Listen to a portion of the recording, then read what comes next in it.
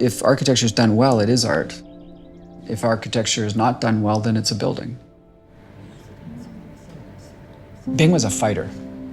He fought really hard for what he wanted and really hard for his concepts. He fought really hard to sell his dreams.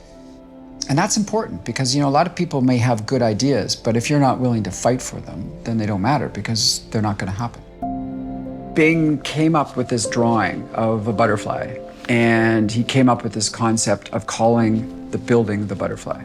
Beauty in the butterfly, and beauty in nature, and beauty in the organic nature of that, and beauty as a homage to Bing and as literally the shape of the building, it all seemed to kind of work. And so it seemed like, okay, I could take a risk and call the building the butterfly, and we'll see how people respond. We set kind of a goal at the beginning, and everyone understand the vision, what we want to achieve. That means we're more focusing not on the form and function in the beginning.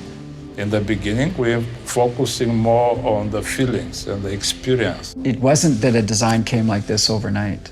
We worked on about 9 or 10 different designs before we landed exactly where we wanted to be. The butterfly it's transforming high-density living, reconnecting people back with nature, and allowing people to live in high-density communities much like they would on a ground plane. One of the concepts that we've been working on is this idea of building vertical homes as opposed to apartments. We thought about how we can create building to touch people's heart in the way that they're more close to the nature. We're surrounded in this incredibly beautiful environment, but so much of our architecture has nothing to do with this environment. This building is entirely about its setting in this city on that site. And I think that's what makes it special. The pure complexity of the greater context of the project, with the church being a side of it, the galleria that bridges it, the new tower and the organic shape of the tower. How do we combine this and make it feel cohesive? So even though you have different uses, there's a sort of a commonality that binds everything together. The architecture has the same attitude, they have the same expression on how it relates to the city, creating this urban dialogue between the new and the old. Restrictions force us to be creative. The creativity comes to the forefront when it is there to solve problems. Through the process, always come, these forces come at you. I can compromise all these things, but these are the ones that we have to keep. Otherwise, project itself loses the vision and the heart, soul of the project. The effort to create this beautiful building is incredible, and it's not easy. I think that's one of the things that people don't really realize is that a project of this kind of complexity is 6 years of design work before you even get close to being able to build it.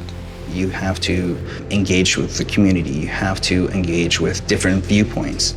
If you want to create beauty, it takes time. Is it beautiful or is it ordinary? Because the world has enough ordinary. And I think everybody in this office feels that same way. Hope is beauty, sacrifice is beauty, passion is beauty. And you need all of these elements to transform your city into something beautiful. I hope that it makes you feel better about humanity the minute you lay your eyes on it. I think that it has that instant appeal to it. While it is an amazing addition to the skyline of Vancouver, I think it'll be probably one of the most beautiful buildings in the city, and it'll be hard to keep up with. I can almost envision the building moving, almost just lifting itself up into the sky like a butterfly. I'd feel really a huge accomplishment. I would feel, oh, geez, we succeeded Bing's legacy.